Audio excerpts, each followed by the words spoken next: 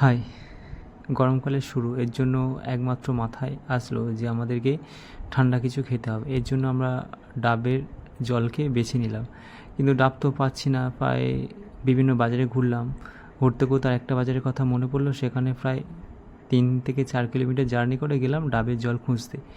Finally গিয়ে পৌঁছালাম বাজারটাতে, যেখানে দেখলাম যে ওই লোকটার কাছে অনেকগুলো ডাব রয়েছে।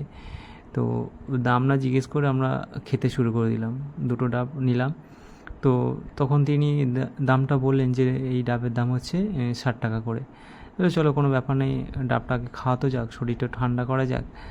তো অসাধারণ ডাবটা ছিল, ভেতরে কিছু শাঁসও হয়েছিল, সেগুলোকে আমাদের ডাবের জলটা খাওয়ার পর শাঁসটাকে আমাদেরকে কেটে ওরা দিল।